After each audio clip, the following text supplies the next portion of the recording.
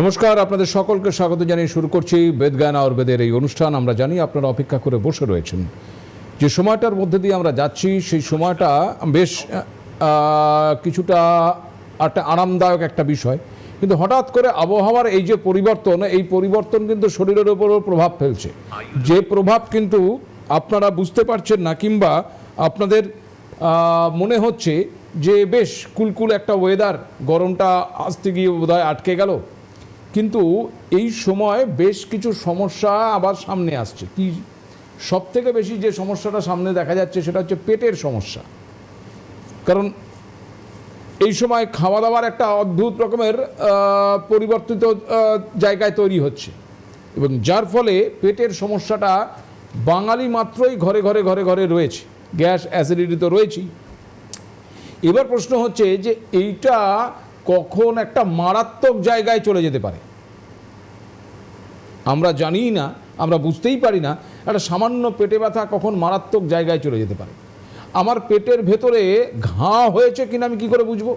হয়তো পেটে ব্যথা হচ্ছে, কালকে একটু উল্টোপাল্টা খেয়েছিলাম তার জন্য বোধহয় ব্যথা হচ্ছে, কিন্তু প্রতিনিয়ত এই ব্যথাটা আপনাকে কিন্তু বিপদ ডেকে দিচ্ছে।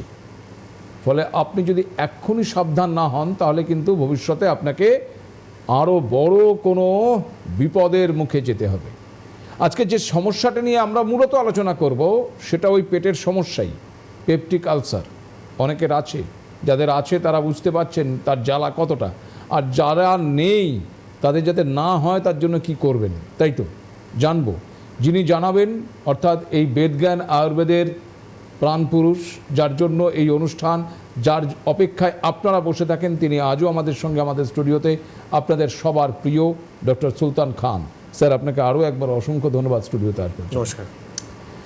আমরা আজকে যে বিষয়টা নিয়ে স্যার আলোচনা করব, পেপটিক আলসার, আমার মনে হয় আমি এই বিষয় নিয়ে আপনার সঙ্গে এর আগেও একবার আলোচনা হয়েছে, কিন্তু প্রতিদিন প্রতি অনুষ্ঠানে তো নতুন কিছু দর্শক থাকে, এবং এমন কিছু প্রশ্ন বাকিও থেকে যায় যেগুলো নিয়ে আলোচনা প্রচণ্ড দরকার পড়ে। আমি প্রথমেই আজকে একটু আলোচনার যাওয়ার আগে যেটা জিজ্ঞাসা করব, যে ধরুন পেটে ব্যথা আর পেপটিক আলসার, এটার মধ্যে ডিফারেন্স আমরা কিভাবে করতে পারবো? মানে পেটে ব্যথা হলেই তো সেটাকে পেপটিক আলসার বলা যাবে না, কিন্তু পেপটিক আলসারের কি আলাদা কোনো উপসর্গ আছে?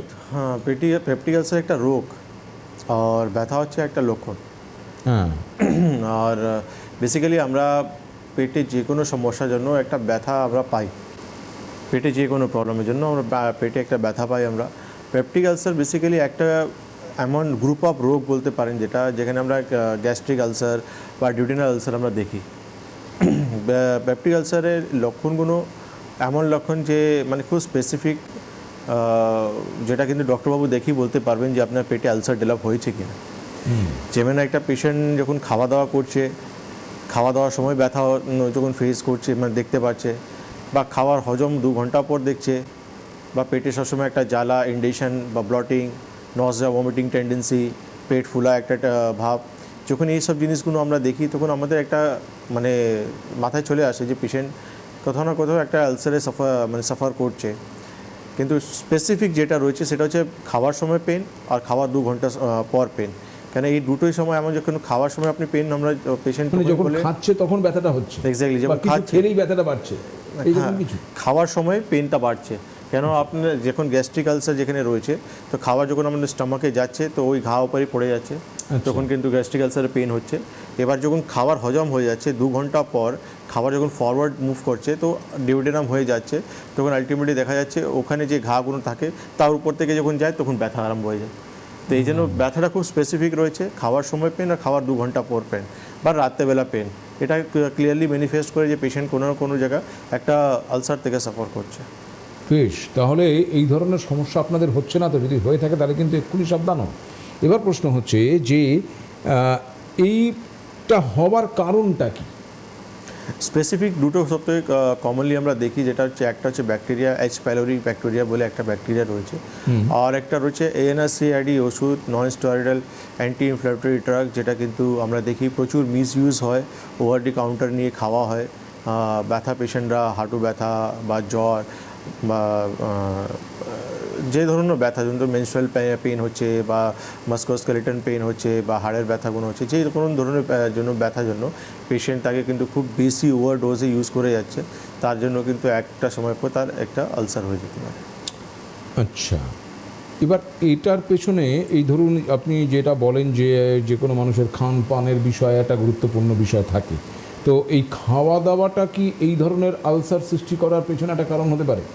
খাওয়া দাওয়া বেসিক্যালি আলসারগুলোকে ট্রিগার করে বাড়িয়ে দেয়। আচ্ছা, মানে আলসার হওয়ার জন্য আপনার খান পান কারণ নেই যে আপনি খাওয়া দাওয়া করছেন তার জন্য আপনার আলসার হয়ে যাবে, এমন কিন্তু নয়। আচ্ছা। কিন্তু আলসার হয়ে যাওয়ার পর আপনি যখন উলটপুলট খাবেন, বেসময় খাওয়া দাওয়া আপনি করবেন, তখন কিন্তু ট্রিগার করবে, মানে রোগটাকে আর বাড়িয়ে দেবে। আচ্ছা, তার লক্ষণগুলোকে আর বেশি বাড়িয়ে দেবে, রোগটাকে আর বেশি বেড়ে যাবে, তখন আপনার আর বেশি সমস্যাগুলো দেখা যাবে। যেমন আমরা দেখি যে ব্ল্যাক স্টুল, যেটা আমরা বলি, পেশেন্ট অনেক সময় বলে আমার পায়খানার রঙটা কালো হয়ে গেছে, ইট মিনস ইন্টারনাল ব্লিডিং হচ্ছে আপনার, কোথাও না কোথাও আপনার গ্যাস্ট্রিক আলসার বা ডিউটেনাল আলসারে ব্লিডিং হচ্ছে আপনার, সেই জন্য আপনি ব্ল্যাক স্টুল দেখছেন। কারণ জায়গাটা তো অনেকটাই রয়েছে, আস্তে আস্তে ব্লাডগুলো জমা কালেক্টেড ব্লাড থাকে, সেটা আলটিমেটলি স্টুলে ব্ল্যাক হয়ে বেরিয়ে আসে, স্টুল দিয়ে বেরোচ্ছে। বেরিয়ে চলে আসে। আর যখন কারো কারো তো ফ্রেশ ব্লাড দেখা যায়, মানে কফি কালারের ভমিটিং সঙ্গে, গ্যাস্ট্রিক আলসার পেশেন্টদেরকে বা ডিউটেনাল আলসার পেশেন্টদেরকে ফ্রেশ ভমিটিং কফি রঙের ব্লাড দেখা যায়। এটা কতটা মারাত্মক হতে পারে আমি জানবো, কিন্তু তার আগে একটি টেলিফোন রয়েছে। নমস্কার, কে রয়েছে টেলিফোন? হ্যালো, হ্যাঁ হ্যালো বলেন। কে বলছেন, কোথা থেকে বলছেন? আমি পাল্লা গ্রাম গোপালগঞ্জ থানা। হুম, আমার পটি হচ্ছে, মানে ঘুম থেকে উঠে একবার পটি হয়। একটু জোরে বলুন, শোনা যাচ্ছে না। ঘুম থেকে উঠে একবার পটি হয়, আচ্ছা, তারপরে ধরেন চাটা খেলাম, তারপর আবার পটি হয়। কি হয়? কি হয়? বমি হয়? না না, পটি ধরো পায়খানা, চলতে পারা পায়খানা করে আমরা। আচ্ছা, পটি হয়, হ্যাঁ, বেশ। পটি হচ্ছে না? এবার সেখান থেকে আবার ধরেন ভাত খাওয়ার পরে আবার হয়। হ্যাঁ, আচ্ছা, তারপর ফিরে দুপুরে ভাত খেলে আবার হয়। আচ্ছা, মানে যতবার আপনি খাচ্ছেন, যতবার আপনি চলছেন ফিরছেন, বারবার করে পটি হচ্ছে, এই তো? হ্যাঁ হ্যাঁ হ্যাঁ হ্যাঁ হ্যাঁ। এ কতদিন থেকে হচ্ছে সমস্যা আপনার? কতদিনে প্রবলেম? এটা কতদিনের সমস্যা, কবে থেকে হচ্ছে? তা ধরো 8-10 বছর হয়ে গেছে। 8-10 বছর? হ্যাঁ হ্যাঁ, 8-10 বছর ধরে আপনি এইভাবে চলছেন, কোনো ওষুধ টষুধ খাননি, কাউকে দেখাননি? লোকা ডাক্তার দেখাইছি, সার্ভেন্ট ডাক্তার দেখাইছি, কিছু টাকা খরচও করেছি, হ্যাঁ। আবার।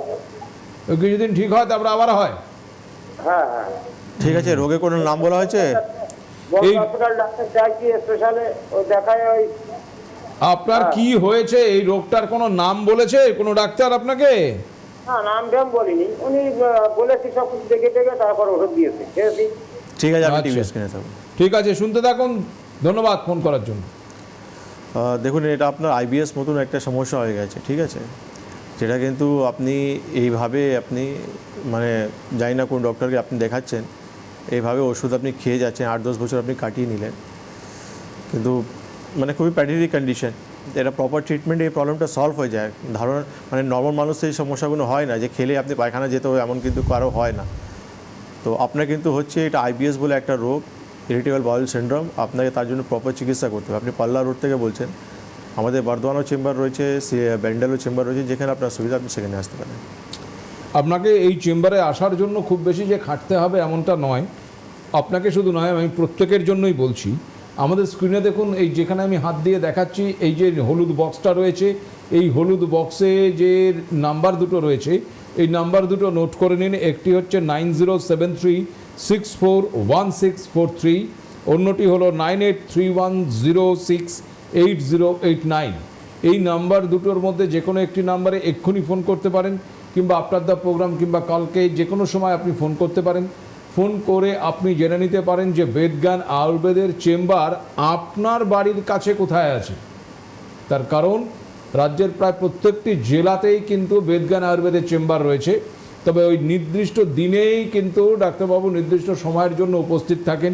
ফলে আপনাকে যেটা করতে হবে সেটা হচ্ছে যে আপনার নিয়ারেস্ট যে চেম্বারটিতে ডাক্তারবাবু যাচ্ছেন, সেই চেম্বারে ওই দিনে আগে ফোন করে ওই নাম্বারে আপনার নামটা লিখিয়ে দিতে হবে, যাতে করে প্রচুর পেশেন্ট হয়ে গেলে কিছু পেশেন্ট তো বাদ যায়, ফলে আপনার নামটা বাদ না চলে যায়। আগে নাম লেখালে নামটা বাদ যাবে না। এনিওয়ে যেখানে আমরা ছিলাম আবার একটু ফিরে আসছি, যেটা বলছিলাম যে এটা আরও মারাত্মক কিছু কি হয়ে যেতে পারে। ধরুন পেটে আলসার আছে, মাঝে মাঝে ব্যথা হয়, ও যা যা আপনি বললেন সেগুলো হয়, কিন্তু তার মধ্যে রয়েছি এই যেরকম একজনই ফোন করলেন 8-10 বছর ধরে এইরকম একটা সমস্যা নিয়ে তিনি জীবিত আছেন, তো কিন্তু এটা কি পরবর্তীতে কোনো একটা খারাপ দিকে টার্ন করতে পারে? অবশ্যই, কেন হবে না? কেন দেখুন, সবথেকে প্রথম জিনিস তো আপনার শরীরে হিমোগ্লোবিন কমবে, রক্ত কমবে, আচ্ছা, বারবার আপনার শরীরে রক্ত কমবে, আপনি চিন্তায় পড়ে যাবেন আমার শরীরে রক্ত কমছে কেন, কিন্তু দেখা যাবে যে আলসার একটা কারণ রয়েছে, তার জন্য আপনার শরীরে ওখান থেকে লিক করছে রক্ত। আপনার শরীরে হিমোগ্লোবিন কমছে। তারপর হচ্ছে আপনার স্টমাকে এমনিতে অ্যাসিড থাকে, তার কিন্তু পিএইচ লেভেল মানে প্রচুর ডেঞ্জারাস, মানে এমনটা তার কন্ডিশন যে হাতে নিলে আপনার হাতে কিন্তু ছেদা হয়ে যেতে পারে। তো সেই জায়গায় কিন্তু আপনার আলসার হয়েছে আর আপনার স্টমাকে বারবার আপনার অ্যাসিড সিক্রেট হচ্ছে, আর সেই জায়গায় গিয়ে কিন্তু অ্যাটাক করছে, বারবার ওই জায়গায় চলে যাচ্ছে। তো আপনি বুঝতে পারছেন কী কন্ডিশন হবে, তো আপনার কিন্তু পারফোরেশন হওয়ার চান্স থাকবে, মানে ছেদা হয়ে যাওয়ার চান্সেস থাকবে। তো খুবই ক্রিটিক্যাল কন্ডিশন হয়ে যেতে পারে। আর আপনি এক জায়গায় যখন আমাদের ঘা হয় আর রিপিটেড যখন ঘা আমাদের হতে থাকে, ইনফেকশন হতে থাকে, সেখানে কিন্তু ক্যান্সার পর্যন্ত হওয়ার আমাদের চান্সেস থাকে, ক্যান্সার পর্যন্ত হয়ে যাওয়ার চান্সেস থাকে। যে কোনো জায়গা আপনার রিকারেন্ট যখন ঘা হবে, তো আলটিমেটলি সেই জায়গায় বায়োপসি করার পর দেখাই যাবে যে আপনি একটা ক্যান্সার থেকে আক্রান্ত রয়েছে। তো এই জন্য কমপ্লিকেশনগুলো খুবই ডেঞ্জারাস হয়েছে। পেপটিক আলসারের কমপ্লিকেশনগুলো খুবই মানে ডেঞ্জারাস হয়েছে, কেন যাদের হয়েছে তারাই জানে।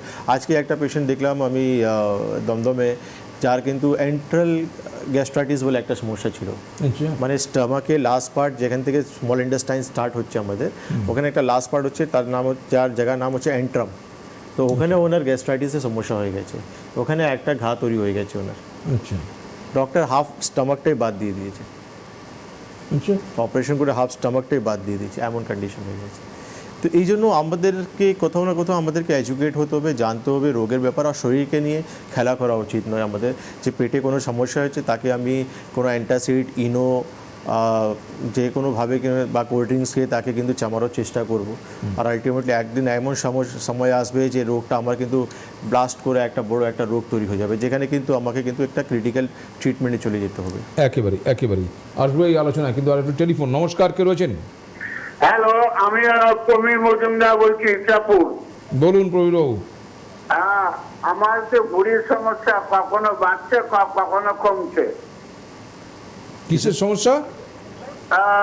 ভুঁড়ির সমস্যা, ভুঁড়িটা কখনো বাড়ে কখনো কমে। আচ্ছা আচ্ছা আচ্ছা, আমি রামকৃষ্ণ মিশনে আমি চাকরিজীবী।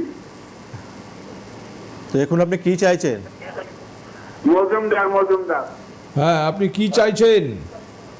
ভুঁড়িটা কমে, সেইটা আমি জানতে চাই কিভাবে কমবে। ঠিক আছে, ধন্যবাদ। আপনি একবার আমাদের চেম্বার ভিজিট করুন, কেন তার জন্য আপনাকে চিকিৎসা করতে হবে। আমাদের পঞ্চকর্ম থেরাপি রয়েছে, ওবেসিটি ট্রিটমেন্ট আমাদের আয়ুর্বেদে খুব ভালো রয়েছে। পঞ্চকর্ম থেরাপি মারফতে আমরা অনেকদেরই ওয়েট কমাই, কেন কি ওবেসিটি এমন একটা প্রবলেম যেখানে কিন্তু যাদের হাঁটু সমস্যা তারা জানে খুব ভালো করে, তার কিন্তু রোগ দুগুণ বেড়ে যায়, কেন শরীরে ওয়েট নিয়ে কিন্তু হাঁটুকে হাঁটতে হয়, তার সমস্যা বেড়ে যায়। যাদের ডায়াবেটিস হয়েছে তারা জানে ওবেসিটি কতটা কষ্টদায়ক, যাদের হার্টের সমস্যা তারা জানে ওবেসিটি কতটা কষ্টদায়ক। মানে ওবেসিটি এমন একটা সমস্যা, মানে যার জন্য যাদের একটা রোগ রয়েছে আর তার সঙ্গে যখন ওবেসিটি হয়ে যায় না, তার রোগটা কিন্তু 10 গুণ বেড়ে যায়। তো আপনি আমাদের চেম্বার ভিজিট করুন, আমি ট্রিটমেন্ট বলে দেবো কীভাবে করলে আপনার প্রবলেমটা সলভ হবে। বেশ, যেখানে ছিলাম আপনি যেটা বলছিলেন যে এটা ক্যান্সারের দিকেও টার্ন করতে পারে। এবার প্রশ্ন হচ্ছে যে এইটা আয়ুর্বেদের যে ট্রিটমেন্ট, সেটা ট্রিটমেন্টের ক্ষেত্রে এটা কি ওষুধ খেয়ে এটা কি নিরাময় করা সম্ভব? আয়ুর্বেদে পুরোপুরি এটা নির্মূল করা যায়। আয়ুর্বেদে পঞ্চকর্ম থেরাপি, মেডিকেশন অ্যান্ড নিদান পরিবর্জন, যেটা 3টে লাইন অফ ট্রিটমেন্ট রয়েছে, তার মারফতে আমরা এই পেশেন্টটাকে পুরোপুরি রিকভার করতে পারি। কেন কি আয়ুর্বেদে এমন অনেক মেডিসিন রয়েছে যেটা কিন্তু আপনার শরীরে যে আপনার স্টমাকে বা ডিউডিনামে যে ঘাগুলো হয়েছে, আলসারগুলো হয়েছে, সেটা পুরো হিল করতে আপনার সাহায্য করে। আর আমাদের পঞ্চকর্ম থেরাপি যেটা রয়েছে সেটা হচ্ছে বডি ডিটক্সিফিকেশন, সেটা কিন্তু খুব ইম্পর্টেন্ট একটা পার্ট। কেন কি আমরা আজকে যে পেশেন্টটাকে এক্সাম্পল দিচ্ছি আমরা ডে টু ডে প্রত্যেক দিনই কিছু পেশেন্ট দেখি আমরা, যেখানে কিন্তু পেশেন্টদেরকে আমরা দেখি একটা মাথা থেকে পায়ে পর্যন্ত তার রোগ হয়ে যাচ্ছে। তো যে পেশেন্ট আমি আজকে কথা বললাম তার অলরেডি 7টা অপারেশন হয়ে গেছে, 7টা অপারেশন অলরেডি শরীরে হয়ে গেছে। তো সেই পেশেন্ট কিন্তু কতটা সাফার করবে আর। খুব স্বাভাবিক। এখন কেন কি এখন যে কোনো ওপিনিয়ন উনি নিতে যাচ্ছেন সেই ওপিনিয়ন কিন্তু অপারেশন, মানে হাঁটু, উনি আজকে এসে আমাকে বলছেন হাঁটু ব্যথা, মানে এটা কি ওপিনিয়ন পেয়েছেন, বলছে এটাও রিপ্লেসমেন্ট করতে বলে দিয়েছে। মানে ওনার শরীর আর কিছু বাকি নেই, 7 অপারেশন অলরেডি হয়ে গেছে, আর একটা সাজেশন উনি পেয়েছেন নি রিপ্লেসমেন্ট করতে হবে। তো সেই জায়গায় পেশেন্ট কিন্তু চায় যে আয়ুর্বেদ ট্রিটমেন্ট করলে কতটা নিজেকে ইমপ্রুভ করতে পারে, তো সেই জায়গায় আয়ুর্বেদ এইসব লাইন অফ ট্রিটমেন্ট যেটা রয়েছে খুবই ভালো। কেন আমি ওনাকে বললাম যে আপনি আমার কাছে এসেছেন, আমি আপনার কোনো কাটাচিরা করবো না, কোনো ইঞ্জেকশন দেবো না, একটা ন্যাচারাল ট্রিটমেন্ট দেবো আপনাকে, রিল্যাক্সেশন ট্রিটমেন্ট দেবো আপনাকে, যেখানে আপনার রোগটাও ইমপ্রুভ হবে আর আপনি ট্রিটমেন্ট করতেও মজা পাবেন, যে হ্যাঁ একটা রিল্যাক্সেশন ট্রিটমেন্ট আমি ইমপ্রুভমেন্টটা পেয়ে যাচ্ছি। এখানে একটা প্রশ্ন, যে ধরুন এই পেপটিক আলসার কারো হলো, সে আয়ুর্বেদ ওষুধ খেলো, তার হয়তো কমে গেল, পরবর্তীতে আবার রিল্যাক্স করতে পারে?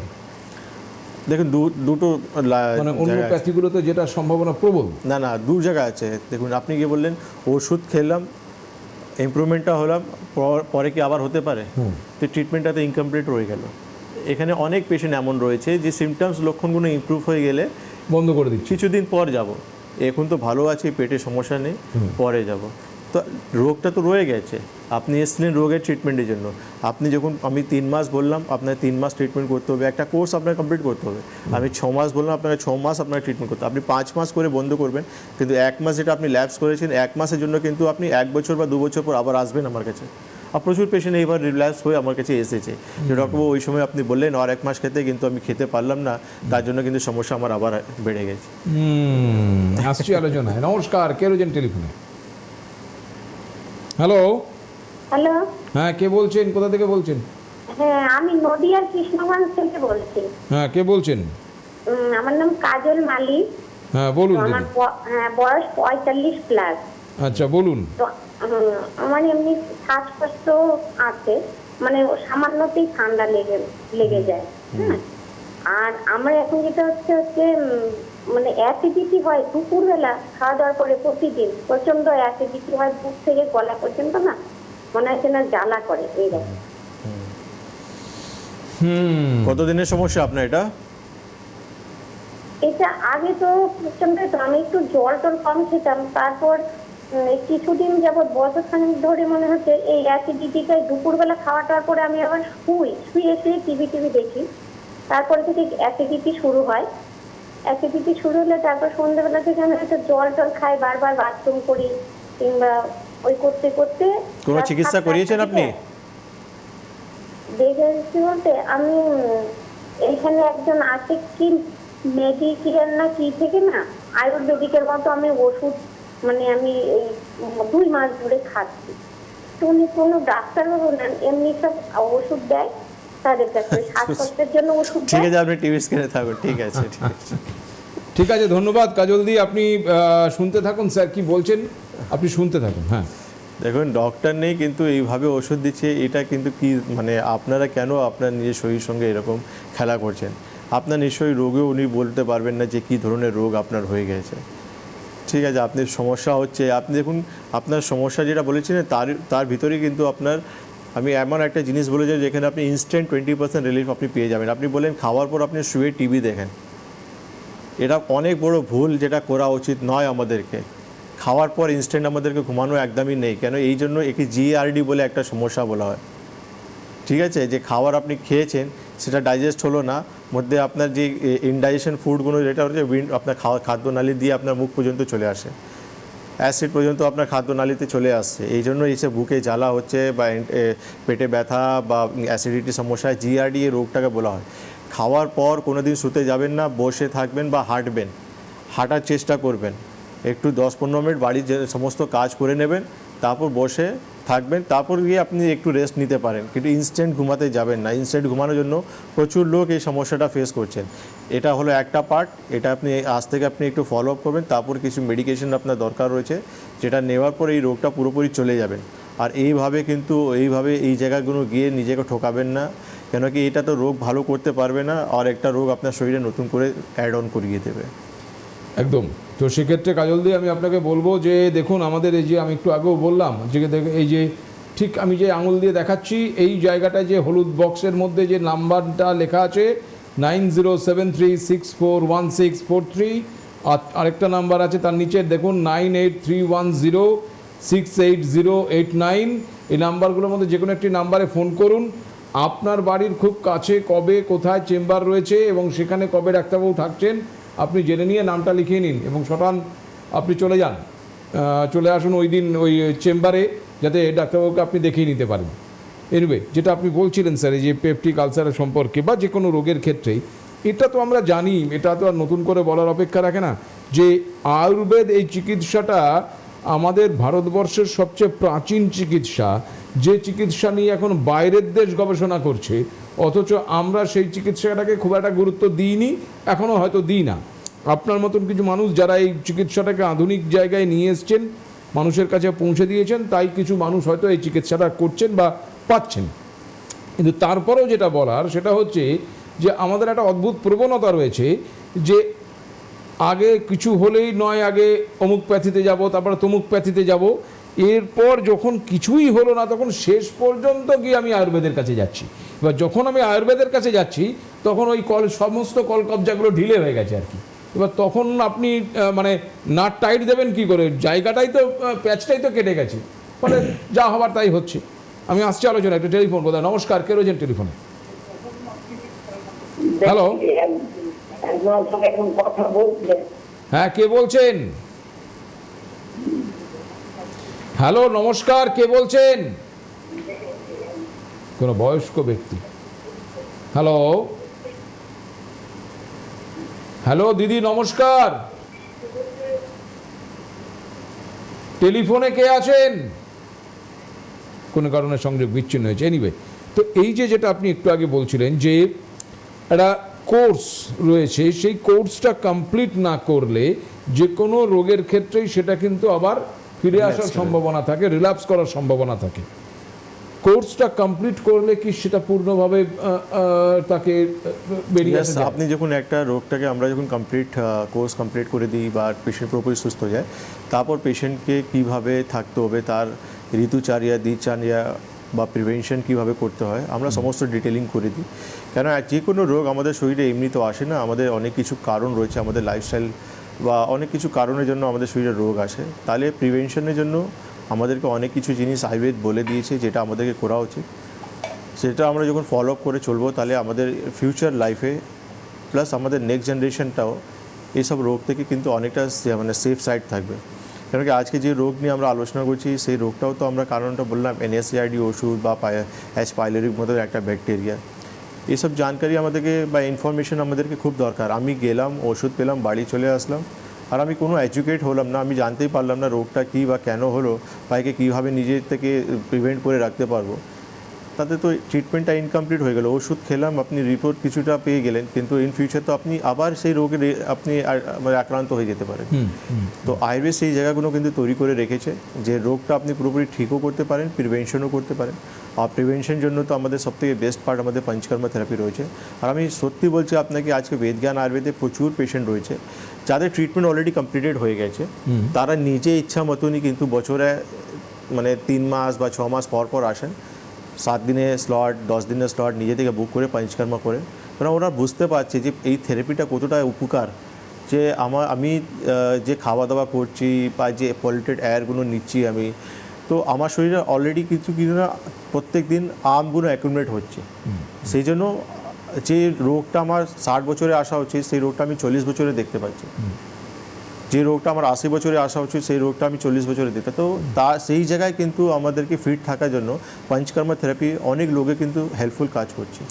এই পঞ্চকর্মা নিয়েও সময় থাকলে আমি নিশ্চয়ই আরেকটু জানবো, কিন্তু তার আগে একটি টেলিফোন রয়েছে। নমস্কার, কে রয়েছেন টেলিফোনে?